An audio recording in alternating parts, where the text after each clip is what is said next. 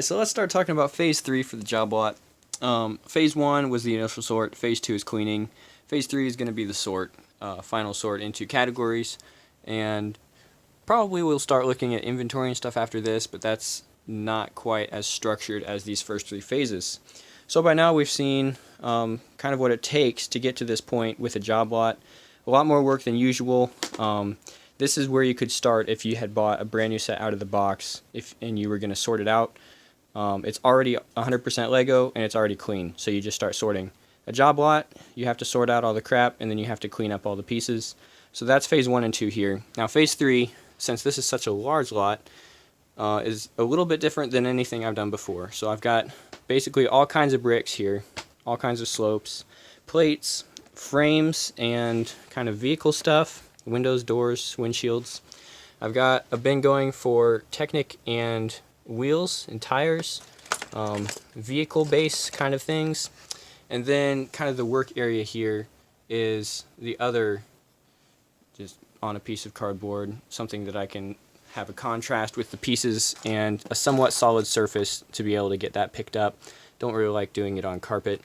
So here's a little time lapse of just kind of going through one of these piles, and for the most part I'm doing all the big stuff first, and then once I'm kind of through with that, I actually have some secondary bins here for a lot of smaller pieces. Most of these pieces actually do go into these main categories, but I'm not going through those smallest pieces like 1x1 plates and tiles, cheese slopes, all that kind of thing does eventually need to end up in this breakdown, but just to try and save some time and get the larger pieces in here first, I'm kind of doing that. So there's actually one more tray, about 2 of these worth in the soaker right now, and then the cleaning will be pretty much done.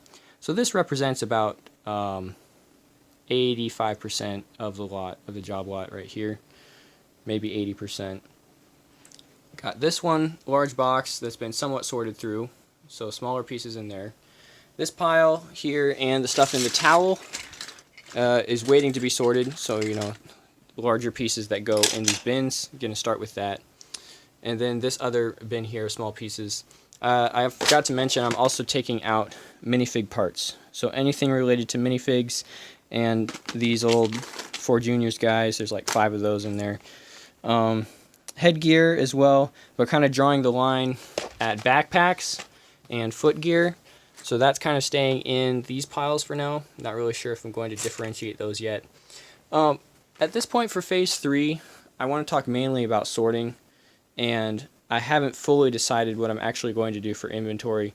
I'm definitely going to get a count of the final number of pieces that are Lego, and I'm going to do something of a structured breakdown by category like I already have it. So, like I have this many bricks, this many slopes.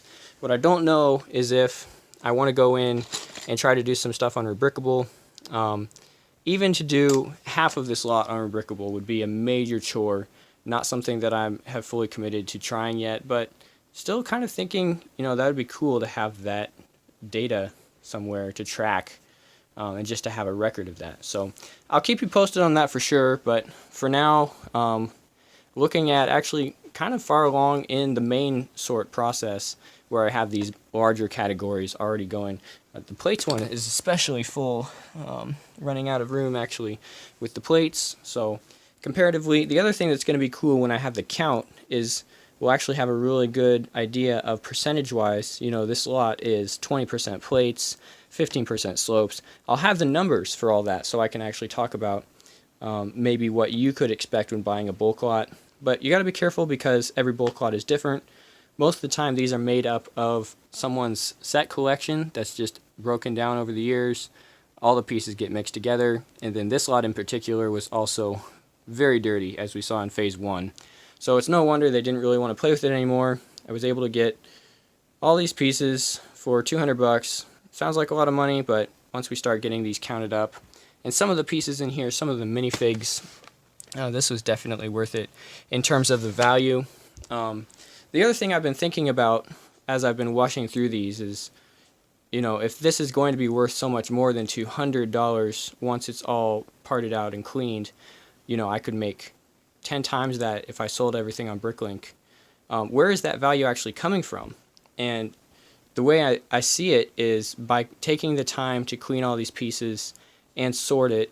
That time is actually the injected value into the lot.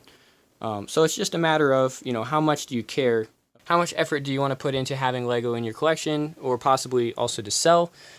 Because buyers do want to have somewhat clean. Even used Lego should be clean, in my opinion. So that value kind of being injected by the cleaning and sorting process is where that's coming from. The downside of that is it's a lot more work to get it there. The upside is it's only costing me $200 to get all this in my collection. Again, a lot of money, but think about how much you might spend on sets in a year. Even 3 or 4 decent sized sets add up to $200 pretty quick. So definitely, to me, this has that value side. And just coming Phase 3 videos, we'll be looking at additional sorting and maybe getting a little bit into the inventory side of it.